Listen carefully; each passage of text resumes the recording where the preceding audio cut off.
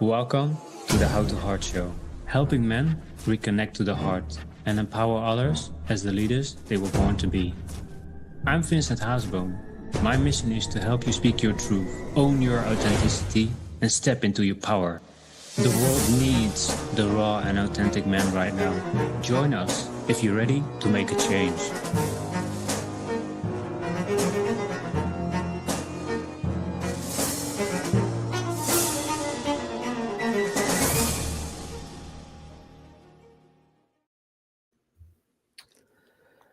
Hey, what's up, Lions, and welcome to the How to Heart Show.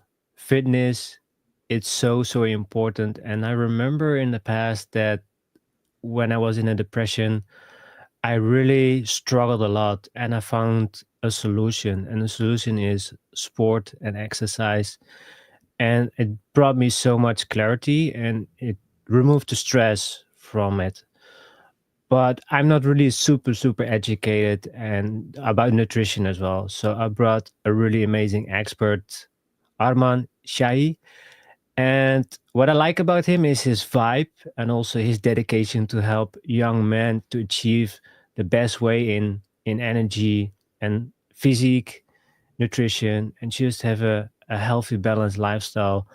And we vibed and connected, so I really wanted to have him on the show because it's really important to talk about, especially when you're young, also when you're older. But when you're young and you start doing that, starting working on yourself and your diet, it will change you on the long term when you get older. So I'm really excited to have Arman here and have a talk with him. So Arman, thank you so much for being here and welcome to the show. Thank you so much for having me. That was a cool intro. The music and the Yeah, I know. did you make that yourself? The music? Did you have somebody do that for you? Yeah, I had it. Someone did it for me. Yeah, it's I stole it from another like tune, but I made it similar because it's really nice. So yeah, I'm really happy with it. So thank you for the compliment. Yeah, I loved it. It's a good intro. So yeah, happy to be here. Yeah, for sure. And like I mentioned, it's sport and exercise, and I think a lot of people don't see how important it is. And I really want to dive deeper in it. But before we go there, can you share with us in a nutshell who you are and what you do and why fitness and exercise and nutrition is so important for you and that why you want to teach people to do the same? Yeah, absolutely. So in a nutshell, what I do now is I'm a health and fitness specialist, and I specifically focus on building communities where men can come together, young men, support each other, receive mentorship from me, and master their health and energy, which is going to lead to them being the best versions of themselves. I started this, I've always been active. I've always loved sports. Even when I was a kid back in Iran, where I grew up, I always used to kick soccer balls around the house. Like I always loved sports. I didn't realize that you can be intentional with this until I had a really bad ankle injury playing basketball in my first year of university. So I landed and my ankle went like this. So I completely twisted my ankle, sprained my ankle. I couldn't walk for a couple of months. And then it just dawned on me that if I want to really continue playing sport, I can't be fragile. I can't be weak. So that's what launched me into working out. And I worked out for about from 2016 to 2021. I worked out just observing people around me. I used to train with my roommate. So I would just go to the gym, lift weights. I didn't really know what I was doing. It wasn't until I invested in an online course during the pandemic that I realized, okay, there's actually a science to this. There's a method to doing this properly. And I followed that for a couple of years. I got better results. But I've always found that when I work with mentors or coaches one on one, that's when I have the highest level of progress and like growth. And I feel part of the reason is because of that increased pressure, increased accountability, where mistakes and shortcomings and weaknesses they come into full focus. So when I got to work with a couple of mentors that I had, I got to address my inconsistency problem, which was, I would eat well, let's say twice a week, and then 5 days a week, I would binge on foods. I would have junk foods. I would skip training. I would not go as intensely. There's an alarm going on. Can you hear that? Or Yeah, I hear it. Yeah. okay, it's gone. It's fine. Sometimes the smoke alarm for my neighbors downstairs, but it's gone. So yeah, like I got to work with mentors that allowed me to really understand my blind spots, and those were the things that were actually holding me back. So through that process of really facing myself, addressing my weaknesses, which were at the end of the day, they were emotional crutches. Like food was an emotional crutch because whenever I felt stress, lonely, depressed, even these days it still happens, but just to a lesser degree, I reach for food because it's just such a instant relief, right? And I had linked that in my brain and my nervous system. So anytime I felt uncomfortable, an emotion that I didn't know how to process, I would go to food. But yeah, just learning how to unlearn that and giving that back to my students is why I do what I do. And it really changes lives. It does. It's really powerful, doesn't it, once you understand yourself and if you really combine it with exercise? Because I remember I was only working on myself, but I didn't exercise and I felt like it was twice as hard. Did you feel the same? I've always been active. I Hmm. guess it just training became, yeah, more about just than the body. It became about everything that it allows me to be. So for me, it just took on a deeper meaning. Okay. The question that came up to me, did you also feel it was connected to traumas? Because like you said, you're from Iran and you can see sometimes on the news how intense it is. Hmm. Did you also feel like you brought a lot of traumas from your past and you need to resolve that and you felt like it was really difficult, or was it really because you exercised it was easy to understand, but you felt like I had to overcome some difficult, how can I say, let me start again. How was it for you to understand your traumas? Did you notice it during your exercise or just through your life? Yeah, I would say so. It's really funny you bring that up because the whole, for me, like the whole thing around health and fitness and energy and feeling and looking good has been stalled in periods because of like self sabotage or like a feeling of not being worthy or like being fearful that it's like I'm not, I can't have that or I can't be that because like there's something must be wrong. I realized that like a while back, and just living that as a truth every day, it's as I go into new levels it can be a challenge, can be hard, but I definitely through exercise, I would say I realized that I can't avoid the work.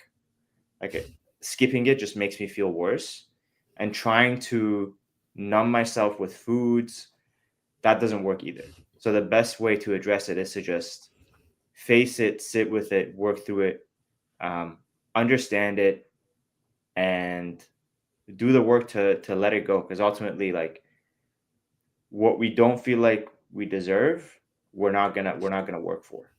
But what we feel like we deserve, we work for. Like working hard is actually a great act of self love, especially training and food. I agree. The thing that really came to me was you had, or you said that you had craving towards food. Why was that? What was the reason that you have the craving? Because for me, it was pornography. I was always looking for ways to numb myself with pornography because I didn't love myself enough to let that go or put it in a place that I don't need it. Mm. So why was food for you a place for you to feel good and feel safe? I would say the same thing. It's comfortable, it's safe. It makes me it would make me forget about things for a while. And it was just like such a automatic thing too. Like awareness is really key here. Like you have to be aware that you're reaching for this thing because you're feeling something, you're trying to fill that hole with this pornography thing or food thing. And yeah, just giving myself space and time to just experience that emotion, and then also find ways to fill it up from somewhere else. So for example, sometimes when I have a difficult day at work, I know that when I get home, I'm gonna have like a higher tendency to like reach for food and then watch TV just to like drown out everything. But as I've expressed myself more to my family, for example, just sitting down at the dinner table with my mom and my sister, I express like how I'm feeling, that I've had a difficult day, then this happened, this happened, this happened, and it's hard for me to process. It's almost like I heal like through that vulnerable expression of just like being myself, and then I just don't have the urge anymore because like the feeling's been processed. There's nothing, like I'm not pushing anything away. So it's like being able to express yourself is powerful, and it's scary because we all think like we're going to get rejected, but it's, if you don't do that, you might, like you said, you might reach for other things that are going to make it even worse, and it's scary work. I agree. I know how scary it is because for me, I was always avoiding. I was always running away, and if I went out, I saw a girl that I was attracted to in my when I was younger, I was just stuck glued against the wall and I couldn't move. And once I got home, I was so angry at myself. I rejected myself and told myself like, why didn't I talk to her? And I felt so down. I felt so lonely that I just grabbed porn just to feel good in the moment. But afterwards, I was beating myself up. I was so empty, and then it was just a repeat. I was doing it over and over again, and I Mm, wasn't facing my fears. And it took a long time for me to understand trauma. I was so traumatized in my past that I was a coping mechanism to feel safe and feel comfortable. But I know it's like you said, it's hard work, but it's worth it, right? To really start the journey working on yourself. And I know it's scary, and I know it can be challenging. And like you said, like you really beautiful said, to be vulnerable. I think that for men is really scary, right? To feel also like a bit of shame. I think also yeah. with exercise and when you're overweight, it can be challenging to start working in the gym and start working out. I think, can you share more about, do you also have clients that are overweight or they feel like heavy and they're afraid to go into the gym? Yeah. Well, I remember like one of my first premium online clients, his whole thing was just, struggling with self-love. Like on that initial consultation, that where I see how I can help the person. Yeah, he just said I never really loved myself, and I knew that that was the main thing we had to work on. So through that process, it's just, I feel like it's so easy. Like I have so much more compassion now for clients that come in, they're overweight, because I've been there. And if I had let myself go, and if I had given up on myself, and I didn't have the kind of support system that I do now, I could easily end up there as that same person. So I have a lot of compassion, um, but I'm also firm, where I don't really let them kind of get away with stuff, which doesn't, it's difficult to have that conversation sometimes, but it's necessary because if they keep going down the same path, it's really, they're just gonna dislike themselves more, and it's obviously not good for their health. So yeah, I come across a lot of clients that are overweight, and it's really interesting, the different beliefs and patterns people have. It starts with the habits, right? Also, it's connected. It first thing is trauma, but then it connects with habits. So if you have like a habit and you're doing it over and over again, it's a reason that you're doing it. It's not. It's also a choice, but usually the trauma is taking over, and you're looking for ways for you to feel safe. So that's yeah, that was for me quite a journey. But it's also interesting for you to hear with clients that are overweight and that you go deep into the layers, not just, oh, you're just overweight. I'm gonna put you in the gym and now you're gonna lose weight and that's it. You're digging into the layers of what's wrong here. So that's really nice. And that's why I felt really connected with you, and also how you work from the heart and helping men, that I really want to have you on the show. So yeah, thank you again for being here. So I want to go a little bit deeper about Sure. the workout and Mm. why it's so important, because I've seen a lot of people, they want to work out, but then you have the New Year's revelations, and then people's like, oh yeah, I'm gonna work out, and then May, nice weather, and they're all in the outside drinking beer. So why is it important to keep going and start working on your goals? Because you set your mind to achieve the goal, but why do people go and then quit? And can you share a little bit more about the physique, what it does with you when you start working out? Yeah, there's so much to unpack there. Um, the science is pretty in what's the word I'm looking? It's indisputable that exercise is one of the best things you can do for your health and fitness. And I feel like with the era that we're in, we all know that. And that's why a lot of people want to go to the gym, but they don't necessarily have the identity to go through with it. And what I mean by that is, let's say somebody comes in and they tell me, Arman, I want to get in shape. I want to, I really want to feel good about myself. I just don't feel confident. And my main problem is that I'm just not consistent. So obviously, if you believe you're not consistent or you don't see yourself as a consistent person, it's going to be very difficult for you to be consistent. Because if you fall off the wagon, if you try to go to the gym, you go for a few weeks and then you fall off, you lose the momentum, and then what tends to happen, you start beating yourself up and you're like, see, I always do this. I knew I couldn't stick to it.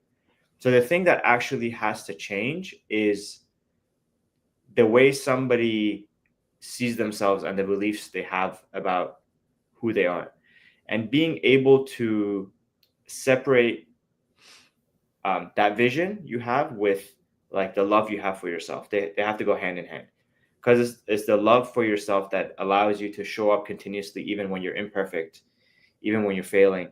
And it's also the love for yourself that, let's say you get to a point where you've been trying to work out, be consistent for several years, and you realize, okay, I actually am not capable of maybe overcoming this challenge on my own. Let me go work with an expert. Let me get a coach or a trainer or a mentor or some community that's going to help me actually resolve the deeper like issue here. So it's it's awareness. I feel like most people lack the awareness that this actually like a belief thing. It's like a thought that you fall into, it's a pattern you fall into. And then the second thing is just having the bravery and the love to like take a leap of faith, work with somebody you trust and has the results you have, and then get yourself to the place where eventually you're like just one step above what you were previously, and then just keep stacking wins that way. Consistency is very difficult. Like it's one of the hardest things. But at the same time, where even if you're an inconsistent person, you're consistent in that regard. So one way or another, you're being consistent. It's just whether you're doing it with the type of person you want to be, or like a pattern that you're aware of but you can't really change. I think there's also the fear of change. So you're 100%. gonna change yourself, you change your body, and people like the way that you are. So your friends really like the way that you are. So you don't change because you don't want to get rejected by your friends. I feel like there's a lot of people also holding themselves back because they don't want to be different, or they fear of losing friends or family because they go further, they go beyond than their beliefs. So sometimes I feel like people are just holding themselves back because of those reasons. And something else came up that was really, oh yeah, what I want to share is also, we put so much um, we put so much on our plate. So for example, I want to have a six pack in a few days. It doesn't work like that. You need to be, you need, like you said, you need to be dedicated. You need to be at the gym as much as you can, not overdo it, but when you can, just go to the gym. Have a goal in mind. Don't care what other people think. Just Mm, go what you want to do.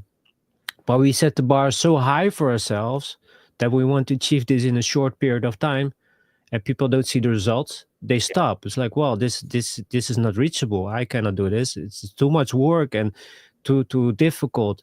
So that's really what happens to people, right? Like you said, they're gonna tell tell themselves like they cannot do it. It's too hard. I cannot work this hard. I don't have a time for this anymore. So they make excuses so Mm, they don't have to reach that goal. Am I correct, or is there something you want to add there?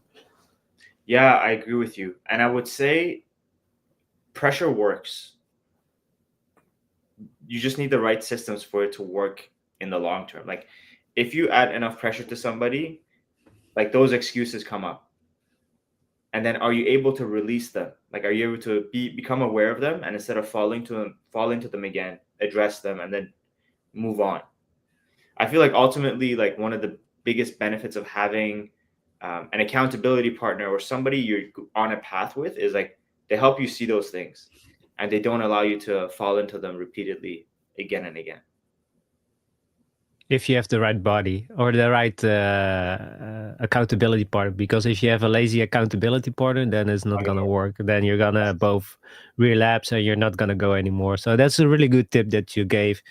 If you want to start, just look for somebody. I do it usually on my own, but I can have the consistency. If there's too much work or I'm not feeling well, then I will skip. But if I just go, I go, because I know how good it makes me feel. I know how powerful working out can be. So, Arman, can you share more about what happens to you when you work out? Can you explain that?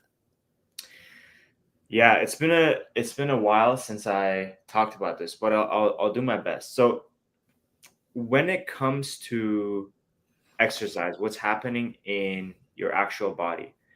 One of the things that's happening is your heart starts beating faster. So your blood starts flowing, your heart pumping blood. Um, the blood circulating all around your body will increase the heat, body temperature. It will allow you to use more of your lungs as long as you breathe properly. And then it starts a whole cascade of biological events. So feeling good hormones, serotonin, uh, dopamine's released, and they last for several hours after exercise. When it comes to the types of training, the types of activity you do, it also makes a difference. For example, strength training versus training for cardiovascular endurance has a different impact. To be completely honest with you, I am not so well versed with like the physiological changes that happen. I just know Hmm. it's good for you. It feels good. Yeah. I would say lately I've been more fascinated with food and how the chemicals we eat become the chemicals that we are and we live with. With exercise, I feel like I know more about like why you do a certain exercise and why it works like that, and why there's pain in this part of the body. But in terms of like why exercise is actually good for you and how it biologically works, probably not the right person to ask. Okay. Well, I like your honesty, so that's great that you're not just sucking it out of your tongue and just telling us like what is right. But from my own experience, like I mentioned in the beginning of the intro, that I think it's really good for depression. If you're really depressed and you really feel bad, it's really good for you to start working out. And it doesn't need you need to go to the gym, but go for a walk. Or if you love to swim, then go swim, because it will you will move your body. And when you're depressed, you're usually sitting on a couch or you're just in bed, so you don't move your body. So everything stays the same still. But if you start to move your physical body, you feel different. Or if you like to dance, then go dance. You just need to move your body. Mm, So I feel like that's the reason that we feel good, because of the hormones and the dopamine. It changes your physique. It changes the body. Also your physique. If you just walk like this, like yes. really down and with your head low, you're gonna show it. Your body's gonna assume that you're not feeling well. But if you stand tall and you feel proud, Mm, your physique change. You feel good. It's really powerful how the body works, and the people are really like misguided how powerful the body is. yeah. So I really want to say that it's so important for you and for everybody to start working out. And we always like assume that we need to hit the gym and go to all these crazy courses and hit and go work with coaches, but you Mm, can also do the small steps, right? I think that's also to start. If you want to go to the next level, if you have pain in your knee or something like that, just go for a walk and try how that goes. yeah. 100%. What's really interesting is uh, your body keeps the emotional like track. So a person's posture and the way they walk says a lot about their story and like what they have stored up where. So it's really, you're absolutely right. Like the way you move affects the way you feel, but the way also you feel like a lot of the time affects the way you kind of shape your body. It's super fascinating. And how did it start for you that you really want to go into become a coach? What was the reason for you that you mentioned in the beginning that you've seen it with other people and how it helped you, but what was for you the drive? Was it that you saw the change in yourself or how it made you feel, or because you trained so much in the past that you feel like, okay, this is really what I want to do? So what was the reason that it really became your passion? That's a great question. Uh, I started my Instagram page, which was kind of my way of expressing myself during COVID. Everything was shut down. People were complaining about the gyms being closed and not being able to do anything with their body. But I was still exercising. I was just as active, if not more active, and I couldn't figure out why people wouldn't want to do it. So I just started a page to just share what I was doing, and I was like, okay, maybe there's actually a way for me to help people even more, get them to commit to something, get them to put money down, give me money so I can help them. And I made my first dollar online in 2021. I ran like a small workshop. It wasn't health and fitness related. It was more like mentality and how do you kind of create a craft of vision and move towards it. Very basic personal development. But how I came to embody the version that I am today is just deciding that I can charge more and I can help people more through that. So now what I'm doing is more of a premium service. It's a community subscription based thing I'm doing. And for me, it's really just about helping people see past their current beliefs, especially men, especially me. Like the person that I want to help is me from like 5 years ago. That's who I want to help. I was skinny. I was addicted to sugar, porn, weed. Couldn't approach no girl I found attractive. Like I would do the exact same, run the same loop that you used to Yeah. run. And I just used to go to the gym and do random stuff. I was overactive, undernourished. I had no idea how to take care of my body, build like a nice physique, and my relationships were shit. Like I couldn't communicate the things I wanted to communicate and be vulnerable and actually say what I wanted to say.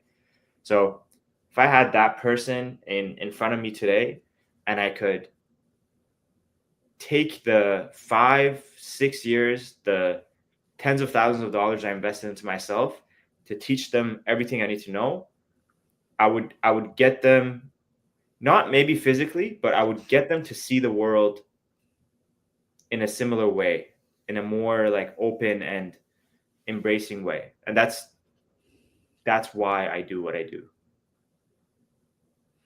Nice. I like that. It's really funny, right? That how we are similar but not similar. We are totally different persons, but we have the same exact habit in the past, just because of trauma or the beliefs or the things that happened to us. Mm, It's really, and there's so many people out there that face the same challenges, but they're afraid to reach out. Did you also have problems that to reach out for help? Because I remember when I got help in 2014, mm, it was so difficult for me to ask help. I to see a psychologist or a therapist. Did you also face that as well, or did you do it by yourself? No, that's still something that I'm not completely like, because I was having this conversation with a friend of mine, and they were telling me that I feel like you would do really well with a therapist. And I said, you know what, the one experience I had with a therapist was like not really good. So I'm not sure if that would be helpful for me. Um, so once I saw that, I was like, okay, maybe it would be a good step for me to take, because I find I need somebody to hold me accountable, and that experience I had wasn't really like, they were telling me we're talking about our feelings, but like the action coming out of that wasn't really there. And I want, like, I need to do something about it. You know, I can't just like talk about it and review it. I need to do something about it, so I feel that I'm making progress. At least that's the way I'm wired. So I find that with coaching and mentorship, um, I do better. But also maybe I need a, because my first therapist was a female. I didn't really work out for me. Maybe I need a male therapist instead. Somebody that's like, yeah, maybe somebody that is more like action oriented. But yeah, that's like just my experience. But I don't believe you can do it alone. It's like, it's not, I don't believe it's possible. Well, I will tell you this. I tried it. I was always this lone wolf, and I always believed that I can do it by myself. But in the end, I realized like no, there were things that I couldn't do. I solved a lot by myself by reading books, going to courses, talking to people like you or other people that have their education about certain topics. Or I would listen to audiobooks when I was driving to work, which I really recommend.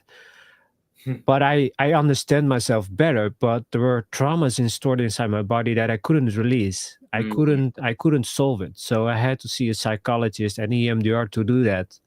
But I tried so many things. I see healers. I did the Wim Hof, and it helped. It had benefits, but I couldn't really function because my body was always in overdrive. I was always mm, stressed, and with women, I was so overwhelmed and I was shaking and it was too much. So I figured now I need to do something because, like you said, I knew if I just keep going how I'm doing now, I mm, know in 10 years I'll be doing this still the same. So yes. I knew I had to do something, and it changed everything. Even though it was scary, even though it was difficult also to get help and EMDR, it changed my life completely. So I highly What's recommend what is that? What's EMDR? EMDR. It's not so easy to explain in English for me, but it's the movement with your eyes. So Mm, you can do it with your fingers. You need to be licensed to do it, but you can also have like a light bar, mm, and then he will tell you, okay, where did the trauma start? So I explain what happened for me was with women and my past. mm, And then he said, okay, keep that feeling, keep it in your mind, keep it visual. And then he will go with the light mm, left and right, and I need to follow it with my light, with my eyes, left and mm, right, left and right. mm. And then he says, what do you feel? And the first time I did it, I cracked. I just cried. I cried everything out just Wow. with one bar left and right. Wow. And I felt better, but I've I think I did 15, 20 sessions, and it was difficult. Afterwards, I felt awful. I felt really sick. My body was Wow. really processing it, and I felt I had like the flu. So I stayed in bed, and it was tough. And I had a moment that I told myself, I cannot take it anymore. It's too much. It takes too much from myself.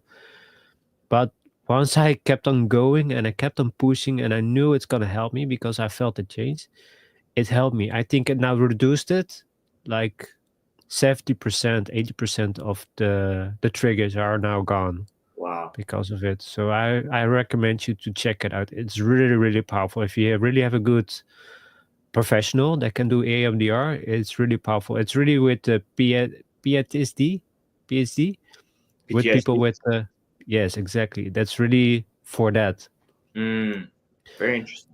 It's really interesting and really powerful. So I highly recommend checking that. And then for everybody that feels like I've done everything, but nothing is changing, I recommend checking that out. It's really, Mm. really powerful. So Arman, I really like the conversation so far. It's I like to talk with you. I like we're on the same page and we vibe the same way. Uh, the thing that I want to ask you, I really like the question. I talked with you before about CrossFit and normal Mm, exercise.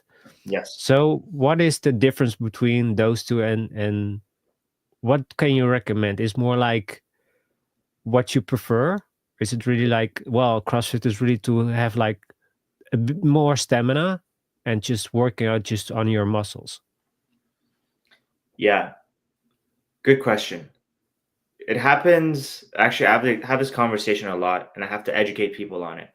The main question you have to ask yourself is, what does my ideal body or health and fitness feel like? What do I want to be doing on a daily basis?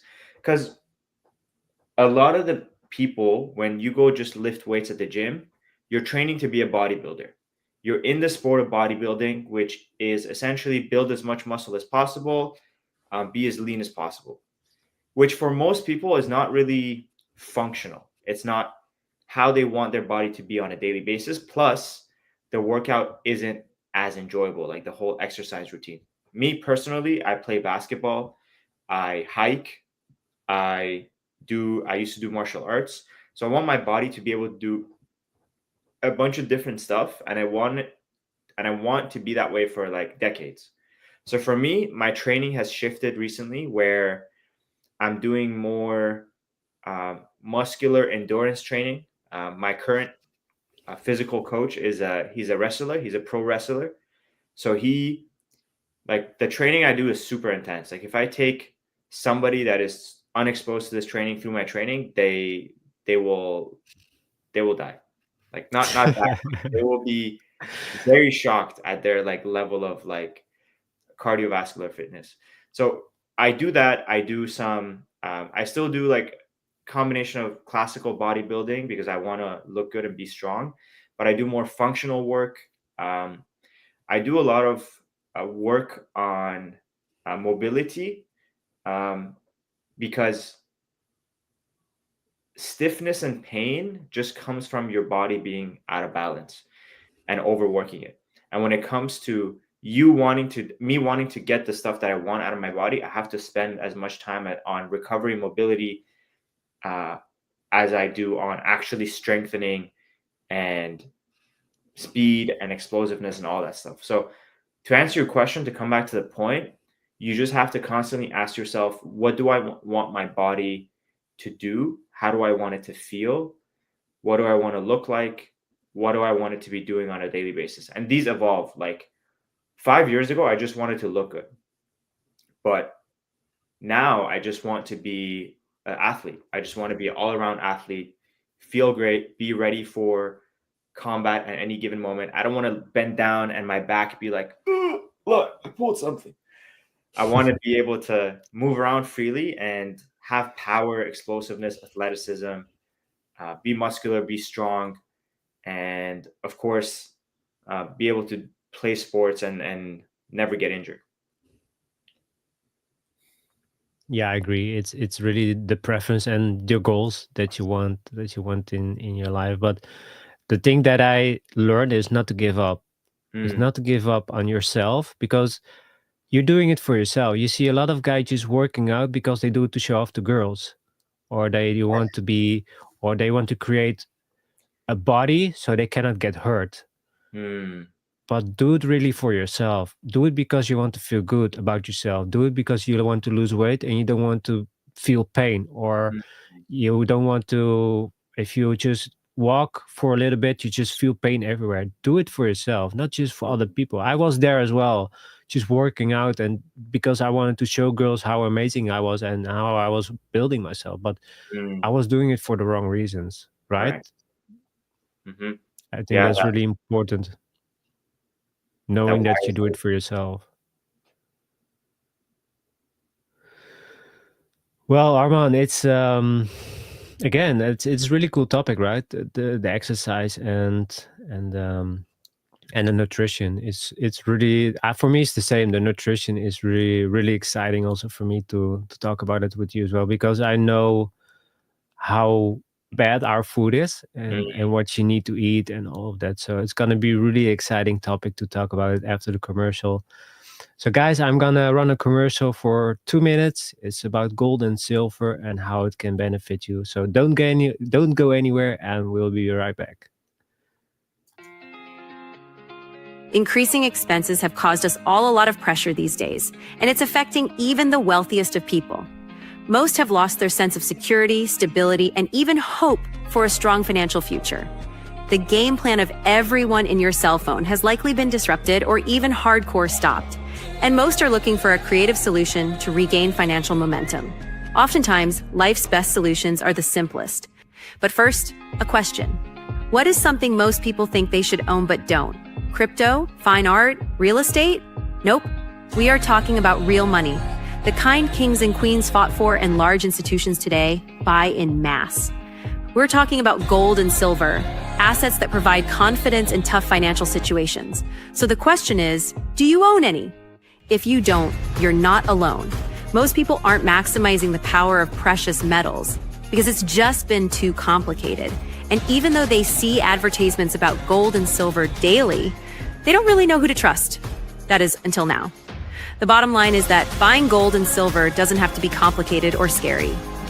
There's a simple, better way to accumulate assets and create financial peace, headache-free. And this very minute, a new community of average people are seeing above-average results to the tune of tens of millions in assets over the last few years. This system is tested, it's simple, and it's not an experiment. To date, it's helped more than 80,000 people bring hope back into their lives. It's invitation only, and right now, this new community has accepted a challenge to give away as much free gold this year as possible. Curious? Learn how to get your free gold today. Check out the next step to get the details.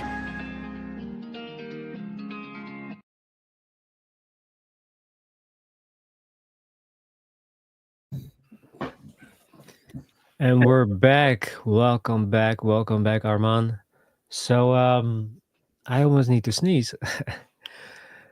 So I want to dive deeper into nutrition, and I think that's the biggest talk that we can have for today is about nutrition, because you can work out like a maniac, but if your nutrition is not correct or it's unbalanced or you're eating shit like junk food, it's gonna work against you and not for you. So yeah, let's go deeper into in the nutrition. So what can you share with us about the nutrition and what you need to eat and avoid?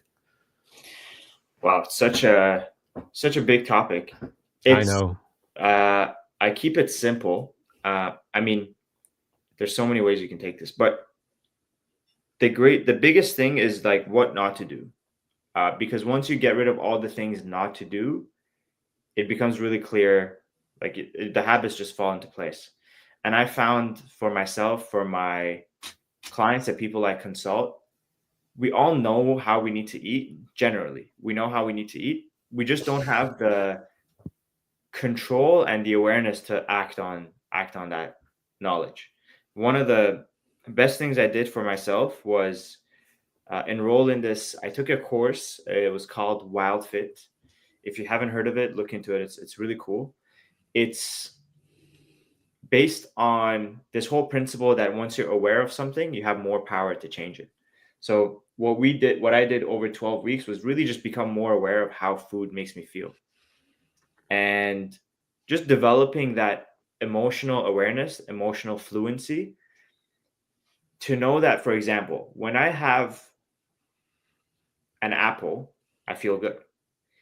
When I have three apples, my energy crashes after like 30 minutes to an hour. And it's not about how you feel in the moment when you're eating the food, it's about how you feel like 5 bites into it, or half an hour after it, or an hour after it, or the day after. That's when you really see or feel the impact of that food. So food isn't nutrition. Your body's always communicating with you whether the food is good for you or not.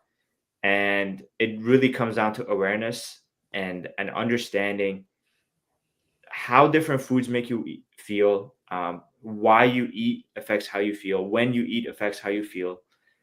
Generally, I follow the rule of eat whole foods. Sorry, it's getting really dark. I'm gonna open up the Yeah, window. sure. Give me one second.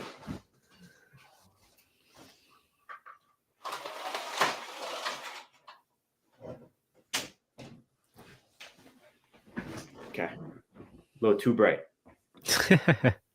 Yeah, you can numb it down a bit, but yeah, I agree. It's also what I like to talk about with you later is the awareness. But yeah, go on. Yeah, it's so being like eating whole foods, to fasting, not eating. I don't really eat early in the day. I don't really like to eat late at night, just because it affects my sleep to eat late at night, and then early in the day I just like to. I find that I'm more clear headed, but these are not like strict rules. I have flexibility, so most of the Okay. time I eat like whole foods, and I fast, intermittent fast, because it just makes me feel good. But that those have come from awareness of what makes me feel good and what doesn't make me feel good. Can you share about why it's so good to fast? Because people they might hear fasting, but they don't know really exactly what it is. So can you share with the listeners what is fasting and what are the benefits doing that? So fasting is essentially not eating food for a intentional period of time. Whether you already do it every night when you go to bed, you don't really eat during your sleep. If you go back to who we were as people in the desert, people hunting, we went through periods of eating and we went through periods of fasting. Food was never this available to us until the last 50 years, maybe even less than that. So our digestive system actually requires a lot of energy. It's one of the systems in your body that requires the most amount of energy. So imagine having that system work all the time to be breaking down food and getting rid of toxins, and it just is really demanding, not only like physically but like emotionally and psychologically, because the energy that's going into digestion is being taken away from thinking and being creative. So there's a lot of there's also a lot of spiritual practices that recommend fasting, because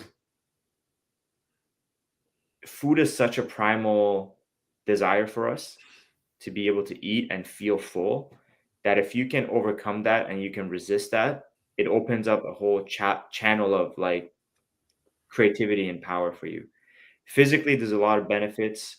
You give your gut a break, your stomach, your intestines, all these systems that are picking up food and breaking it down all the time. When you go into a fast, especially for longer periods, like 16 to 18 hours, you get rid of a lot of like it's kind of like dusting inside your body. Get rid of the dust, you get rid of the dirt, grime. Zombie cells.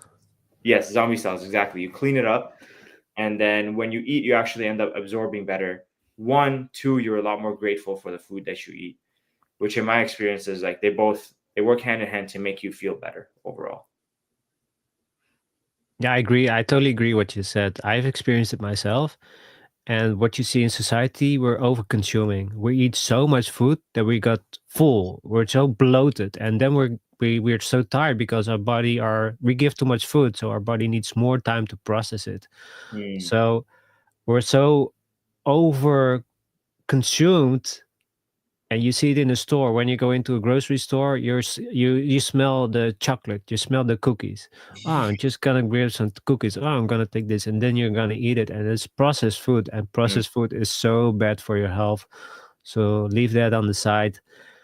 But it's like you said, it's really awareness, aware what you eat, and also have an education, because you can eat something, but if you don't know what it does for you, for your body, it's so important to understand yourself, but also what you eat. Because I yes. like to say you are what you eat. So if you're gonna go to the McDonald's, don't expect to feel good. Don't expect to feel nutritious. It's crazy if you think you need to leave junk food anyway, but don't expect certain foods to be good for you, because I've discovered now for myself I've been tired a lot, and I think it's because of food. Maybe I'm allergic to something, or some foods has an effect on my body that it needs to work so much more. So that's why I'm tired. But it's awareness. I'm aware of it, but I need to do it. Also, like Arman said, taking action. But awareness of what you eat is so important, right? Just understanding what you consume, and also why should people don't go to junk food? What does junk food to your body?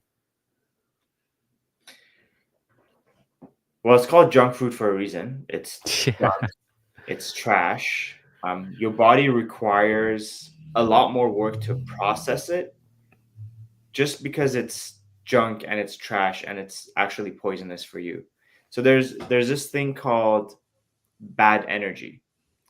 And to understand bad energy, you need to understand good energy. Good energy means your cells, at the most basic level, your body's made of these cells. They're they can produce energy. They can break down food. They can get rid of toxins. So those are actually the three qualities are that there's no inflammation, there's no oxidative stress, which is like the toxins that build up from chemical process. And there's one more thing that I'm forgetting. But when your cells don't have inflammation, they can get rid of toxins, and um, something else, they have good energy. Junk food just stops all that process from happening. It creates inflammation, it creates more toxins, and it makes it hard for the cells to operate normally. If you give your cells the right conditions, they can they can operate for a long amount of time without interruption. So junk food really just puts your body in a state of stress because some foreign substance is coming in and your body has to process it. And the more you eat it, the worse you feel. The dangerous thing is like it also creates a habit, because I've been in that state where, when I was a master student, I was away from my family. I was kind of living on my own, and it was a stressful time. I used to eat a lot of junk food. I would spend my evenings just eating junk food, like box of pizza, bag of chips, ice cream, several weeks a night. I would have that same routine, and it was hurting my wallet, but more so it was just hurting my body, and I knew it, but I just couldn't step out of it because just like the emotional addiction to those foods was like so high, like chemical and emotional addiction to just like continue reaching for them. And I feel for people that have, the similar addiction because it's hard to interrupt. But if you don't interrupt it, then it's just really difficult living that way. It's really a way of numbing yourself, right? That's right. Yeah, I've seen it with myself. For me, it was porn, but I didn't really have the desire to eat. I had my moments, but I wasn't really binge watch food. I never had that. For me, it was other things. Mm. Because also for me, I don't know how to say it in English, but when I ate something, my body was just boom. It was just processing really fast, so I didn't gain any weight. I could eat like crazy, and I just stayed skinny. Mm. I think it was my metabolism. That is Yes. something. It was working really fast. But yeah, again, it's really fascinating once you go deeper. And I know also from the bottom of my heart, if you have problems or you feel really sick, start going into your diet, because you can solve a lot of Yeah. issues and problems and future problems if you start eating clean. Hmm. And also how you cook, because sometimes you overcook it, so you cook all the nutritions out of your food. So Mm. you also need to be mindful of that as well. But also a lot goes a waste. Our food is getting worse and worse and worse because it's all getting made in fabric. But you need to be aware, how do I cook, how do I prepare it, do I wash it properly, do I go to the grocery store, or do I go to the supermarket, or Mm. to a farm where you can buy it. It's really, where do I get the food and also eat, because we are taught to eat 3 meals a day, but if you just skip a meal, you feel changed. You feel really good. And also, when you don't feel good and don't feel hungry, then don't eat, because your body is telling you, I don't need food. I just need to do what I need to do. Your body is super, super smart. Yes. So don't consume yourself with food because you're having a bad day. And I know sometimes you need to have a cheat day, right? As well, Arman. You cannot just be like a drill sergeant. Like, I cannot have this on the weekends because I need to work out and I need to only eat rice. It's not okay, right? You need to live more, but be aware, right? Yes. Yes. 100%. I was my my mentors always told me, like, you need to have some room for flexibility. It just needs to be intentional. Like, you don't want to give away to the whims of your emotions when it comes to food, but just be intentional. And if you fall off track, just be compassionate with yourself, because you don't beating yourself up is not the solution. I agree. I totally agree. What really comes up when I hear you talk is really about the awareness, but Hmm. also to be compassionate about yourself. So, were you really angry and really focused on yourself when you didn't achieve a goal or you didn't achieve something with your workout, or was it really different? Because, like we talked in the beginning, it can be really challenging to achieve what you want to achieve, but it doesn't work out. Did you have a moment like, okay, now I need to let go of the outcome and focus on what I love to do and focus on myself? Yeah, I believe that's the definition of maturity. Like, when you realize that the outcome isn't really important or even in your control, you just have to fall in love with yourself and doing the work and allowing yourself to make mistakes. Like, that's huge, because we're chasing sometimes, like, I'm chasing such a high ideal of myself. And it's easy to get lost in just like, oh my god, am I there yet? Is it happening? Is this the right? But you just have to relax and, like, embrace the work. There's no way around it. If you don't fall in love with the work, you're gonna, like, the outcome is just gonna be meaningless. Like, you have to enjoy what you do. That's why, like, having training sessions that are you actually enjoy is so important. So important. I'm never gonna give you some sort of training that you don't like, because you're never gonna stick to it. For me too, like, I I'm not gonna, like, I can force myself to do something, but, like, where's the joy in that? Have to enjoy it. I have to respectfully disagree and agree, because it's also good to understand this exercise because you know what it does with your body. So Mm, if you teach somebody an exercise and you never teach them, maybe they feel good about doing that exercise or they want to experience it. So I don't think it's good to cut people out of exercises because they can understand what it does for them. Or maybe they will say, "Well, this really my knee is really it's good. It's less." But if you never taught them that exercise, they will never know. So maybe a tip mm. to experience people all exercises so they will know, they will tell you like, Armand, I did this exercise and no, this is not working for me, or I don't like it, or I True, feel a lot of pain in my shoulder, can we do something else? So but at least they tried. So true. yeah, that's something, as a coach, as a fitness coach, I would do that. But yeah, everybody works in a different way, but maybe something you can take away from. And yeah, again, I really like the talk so far. I've learned so much from you, and also I like the way you talk, and also you have the knowledge, and you're not just forced like, I did this and this and this and this is how it works for you. You just explain to us like, this is the journey and this is what I did and this is what works for me, but Mm. I will show you the way. I will show you a way of how you can achieve that as well. So I like to ask you a couple more questions, and the first thing is vulnerability, Mm. because I remember how, as a man, to be vulnerable, it was really scary. It took so much out of me. For me, being vulnerable is talk about pornography on social media, and I was really scared. I was really scared that people were judging me and really tell me, "Oh, there's another idiot here and I'm watching porn. It's not a big deal, right?" And once I did it, I saw that people, they didn't care as much, or told me like, "Oh wow, you did really something cool. It's really good that you share." And you mentioned in the beginning that you also, when you were dealing with stuff, or you had stuff that you've been going through, you talk with your friends or your family.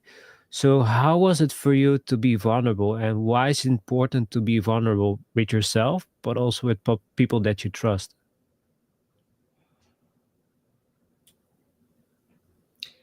Vulnerability is a superpower because you have to accept who you are, exactly the way you are, with everything that's wrong and you don't love and you need to work on, and then share that with other people, knowing that that might get them to dislike you, that might they might judge you. It's really like it's a deep form of bravery, in my opinion, vulnerability. And it's important because you first need to know yourself. You first need to be clear about your own kind of things that you don't love, and the things you need to work on and where you want to be. And it's you have to accept it as it is, because if you resist it, then that's what creates coping mechanisms to make you forget that this thing exists. So you can't disown it. It's already a part of you. It's there.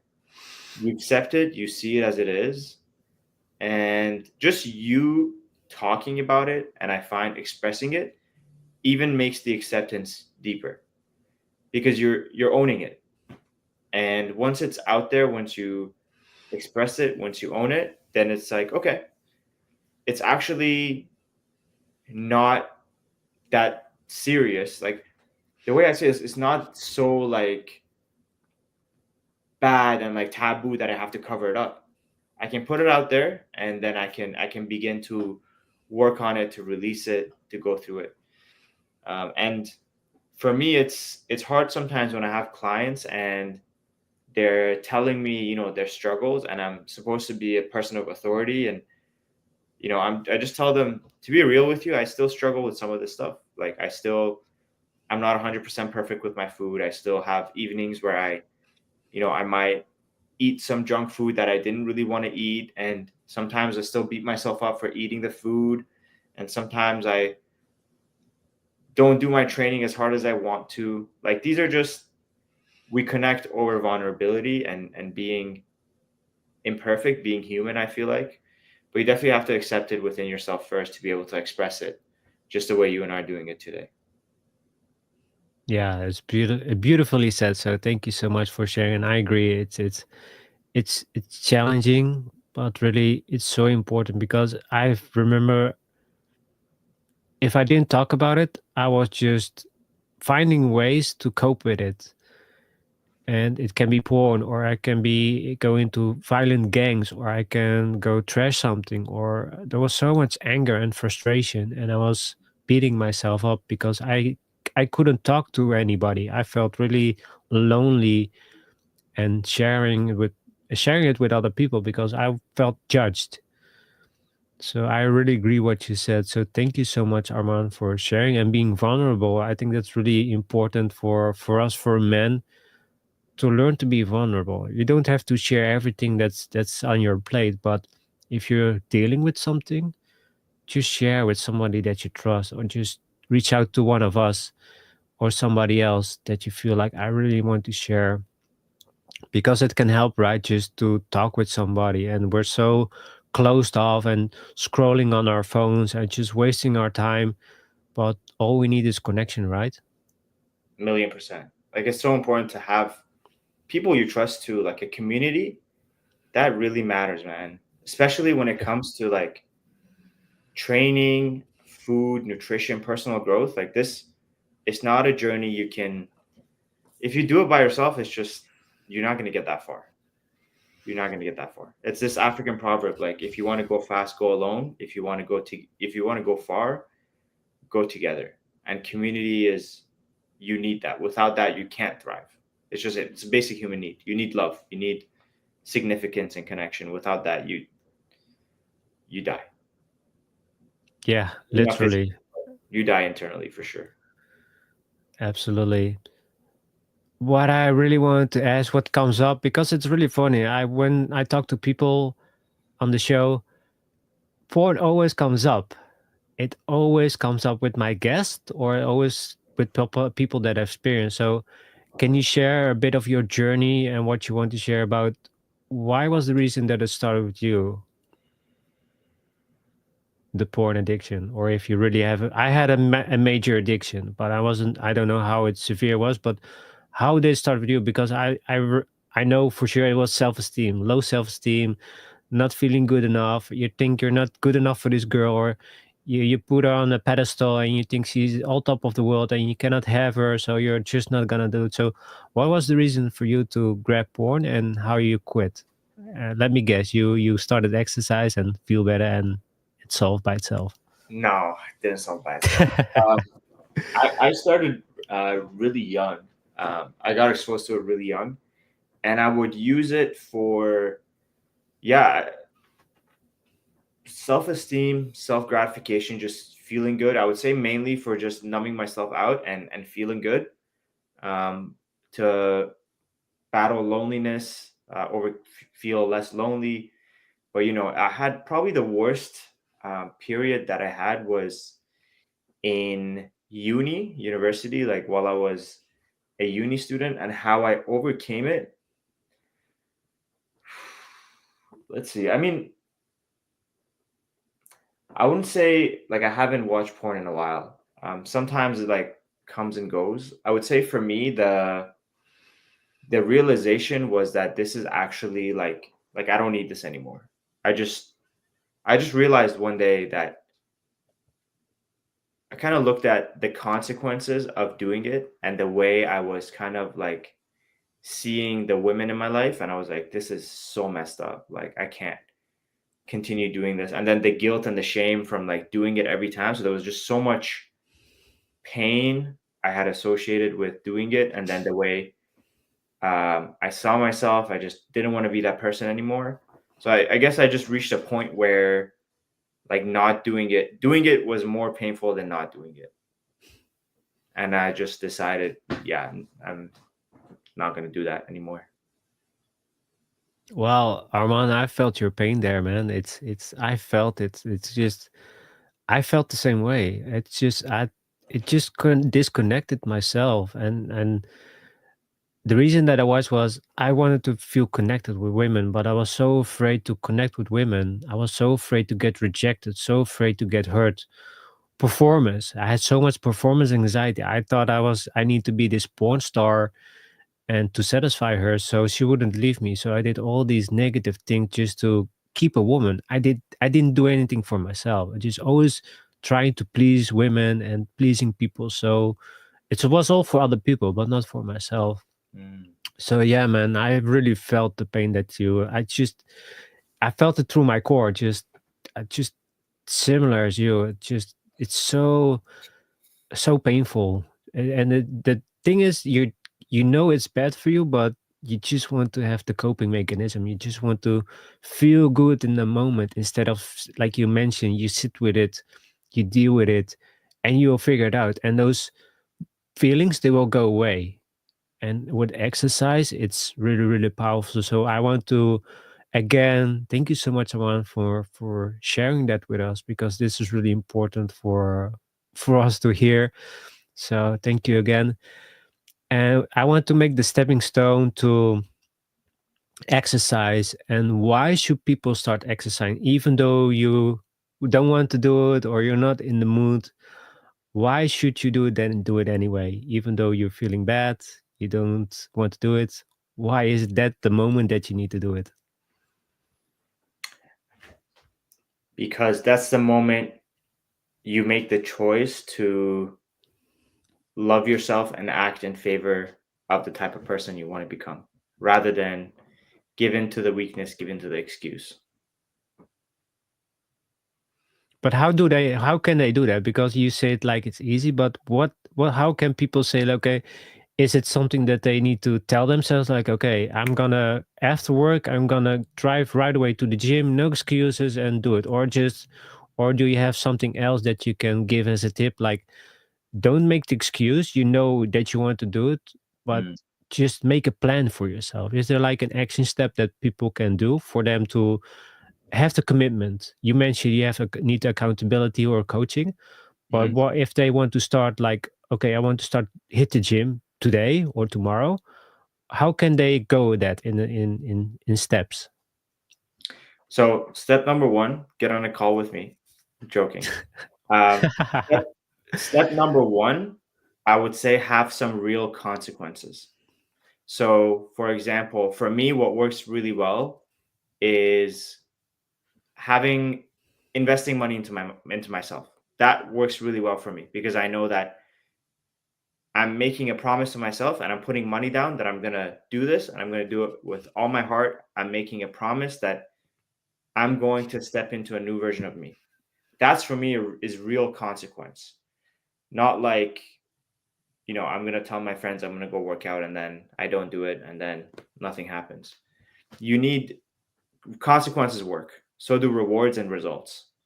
So I know that by working with somebody that has the results I want, I'm doing both. I'm having consequences with losing money. I know I'm having consequences with having somebody that's going to hold me accountable, and I'm getting the reward of actually doing something that I know is going to work because this person has the result that I have. So it's really it's that, and then um, probably where the action needs to come from is just brutal honesty with yourself. Like I've always, not always, but in the last period of training, maybe I was doing the same thing for 2 years, and I was like, my body's not really changing at all. Like I don't look any different than I did 2 years ago. Maybe I even look a little worse. So you have to be able to take a truthful look at yourself, be honest about your shortcomings and what's not working, and then be willing to. Doesn't have to be paying somebody. You can spend time with them, or you can leverage just the connections you have um, to take that extra step and take that leap. I guess it does come back to like the fear of change and wanting to be better, but understanding that a sacrifice needs to be made too. I agree. I wanted to ask you to give 5 to 3 tips, but yeah, you really nailed it here. So it's perfect. Yeah, I agree with you. It's really, what do you want to have in life? Do you want to have a good physique, or are you doing it for the ladies? Are you want to feel good about yourself, or are you doing it for other people? Do you want to give up junk food, or you want to take care of yourself? There are choices that you need to make. But who are you doing it for, and what do you want to achieve on the long term? So that's something that I want to add. Yes. And the last thing that I want to ask you before we're gonna close to wrap it up is, how can people work with you as a coach? What is for you? You said you have you work with younger clients, Hmm. but what is for you important to people with work with? Is there like a criteria that you're looking for, or you can work with any man? Yeah, the biggest thing I would say is two things. It's one, openness to feedback, and two, just a commitment to being better. Those are the only two criteria, because everything else I can almost like drill into that person, or I can coach them on, but them being open to feedback and actually wanting to be better, those two things, I feel like that's what the basic requirements are for somebody to work with me and actually be successful over the longer term. Cool. Yeah, it's exciting. I never really worked with a coach, but in the future I will do something because I can do it by myself. But if I want to achieve the vision that I have with myself, I need to have somebody that's an expert and have you accountable, and also give you tips on exercises, on food, or what to eat and not to eat. So that's really really important to have that. So thank you so much for sharing. The last thing that I wanted to ask you is, I always ask my guests this, is what was the most difficult part or past in your life that you had to overcome, and what is the most exciting and most amazing thing that you had to achieve in your life? Hmm.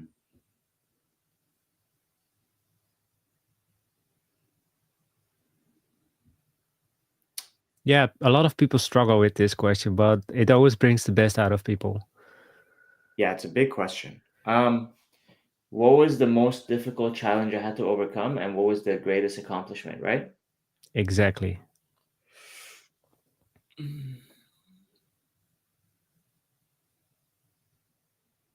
Just what comes up. Yeah, I would say one of the most difficult things I had to do was tell my parents that I didn't want to continue on the path that they had laid out for me.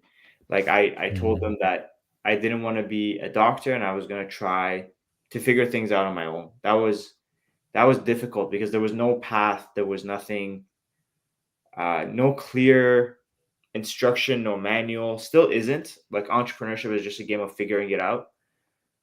And I would say my biggest accomplishment is tied directly to that. It's being able to build the business to where it is today. Just came back from a speaking gig in Florida, being on this podcast with you, having uh, some high ticket clients under my belt, closing a bunch of deals at my work with the same thing. And yeah, just the type of person that I've kind of created through constant investment and like iteration and just relentlessly pursuing this thing. I would say like the person I am today and kind of the opportunities that are coming my way is my like one of my greatest sources of pride.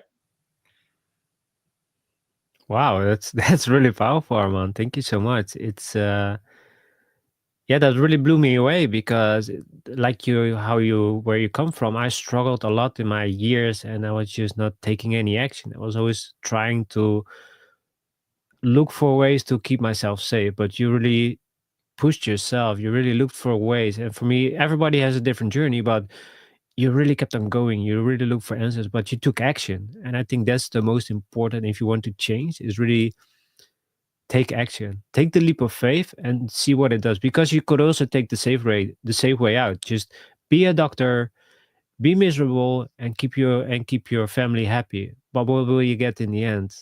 You will you will come at the end of your life and say, I wish I did this.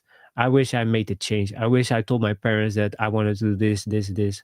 So I really applaud you for that for you, Armand, for doing that and choose yourself and not do what other people think is best for you.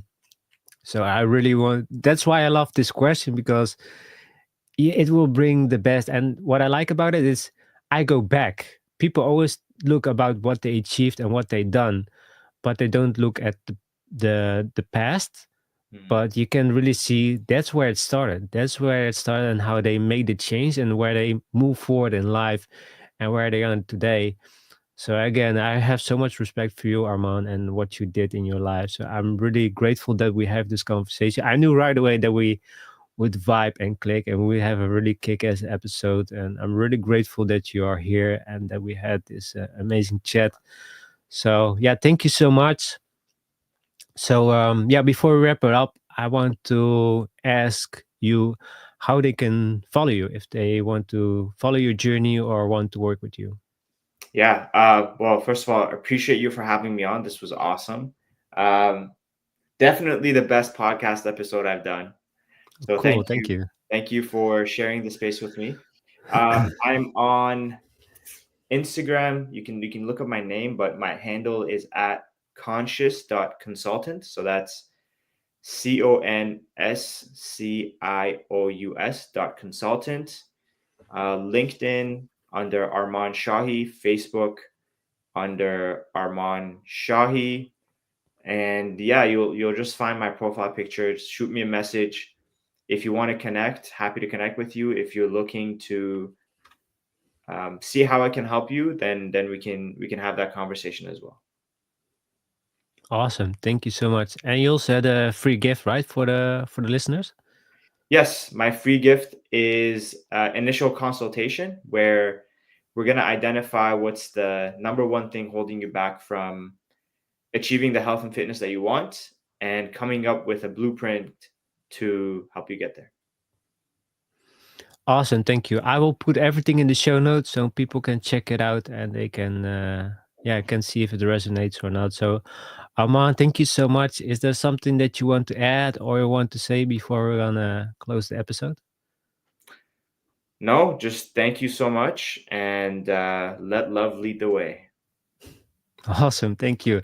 Yeah, and then what I want to say is, like I said, I really enjoyed this conversation. What I like, we're on the same page, and I could talk with you about everything, and we could vibe like left and right, and we Yes, can talk about everything. And I felt like an hour and 20 minutes was too short. I really want to feel like in the future I want to do an extra episode and see where we are today or yes, then, and see what we can bring up more, because you have a lot of value and you have a lot of expertise, and like I said, you're really nice to listen to, and you can explain things really well and calm. So thank you so much for that, for your time, for your vulnerability, and yeah, it's been an amazing episode. So thank you again. of course. Looking forward to episode number 2. Absolutely. So guys, thank you so much for watching. If you like the show, like and follow and subscribe on YouTube and other social media. I will also post my journey there as well. In a couple of weeks, I'll be moving to another place, so I'm gonna be silent for a little bit and do that first. But once I have everything set up, I'll be back on the show and bringing more of my own journey, and also bringing guests like Armand or other things that I feel like is important for men to learn. And really, what Armand explained really amazingly is awareness. If you are aware of yourself and your behavior and the way how you do things, you can solve them step by step, and then you're gonna make the steps, but don't expect to change in tomorrow or like in a couple of weeks. It takes work. How long did it for you, Armand, to really work on yourself and where you are today? Like years, decades, right? Years, yeah.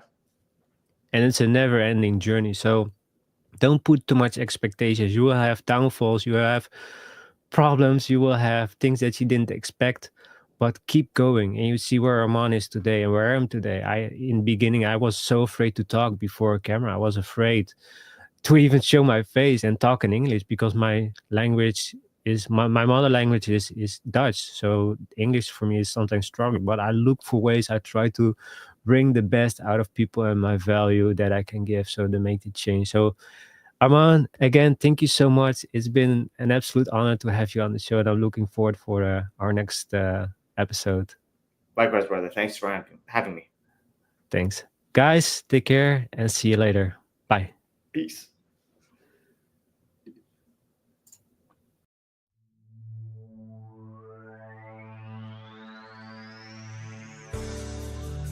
Hey Lions, thank you for listening on this journey with me to reconnect with your heart. If you like the show, please like and drop a 5-star rating. And to help us keep the show going, consider supporting one of our affiliate offers. How do you raise your vibration? For an easy way to raise your vibration and support your health using biofeedback, check out the Healy tool. I'm a rep for it because I believe in frequency healing. Check the show notes for details. See you next time.